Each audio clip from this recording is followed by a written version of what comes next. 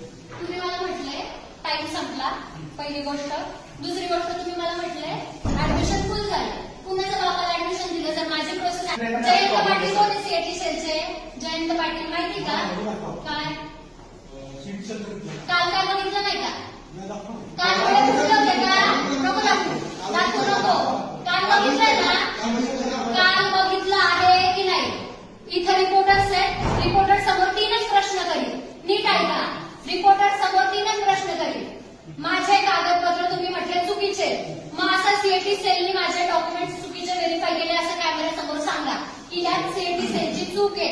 CET सेलनी यांचे document verify केलेले ते ऑनलाईन व्हेरीफाय झालेले आहेत. त्याला मॅन्युअली व्हेरीफाय करावं लागतं आणि व्हेरीफाय केल्यानंतर जर त्याच्यामध्ये ऑब्जेक्शन आलं तर यांचं ऍडमिशन कॅन्सल होतं आणि कॉलेजला म्हणजे दंड होतो. थोडक्यात सीएटी सेलनी डोळे बंद केले होते.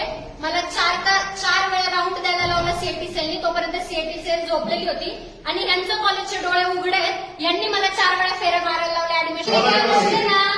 व्यवस्थित बोलतोय. लेखी द्या बोलले. मॅडमला लेखी दिलं. मॅडम म्हटले मला लेखी दे. जर रिस्पॉन्सिबिलिटी काही असेल तर मी घेईन. मी लेखी दिलं. यांनी मला 4 तास नाही, मला 8 तास तिथं थांबवलं. त्यांच्याकडे करा.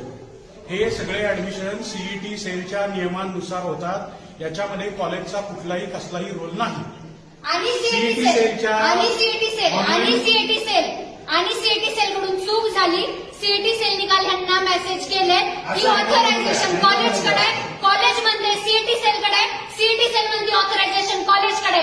यांच्या दोन्हींमुळं जो समाज इथं येतोय, ज्यांना कॉलेज करायचंय, तो अजून किरड्यावरती पडला फक्त त्यांच्या चुत्यापणामुळं. यांना स्वतःला काही कळत नाहीये. यांचं म्हणणं आहे की सीएटी सेलकडे जा, सीएटी सेल मध्ये कॉलेजकडे जा. यांचा काळा बाजार यांना करेला काय चाललंय? 3-3 लाख रुपयाला सीट विकले. तुमचे मेरिट लिस्ट दाखवा की या वर्षी तुम्ही किती मेरिटची पोरं भरले.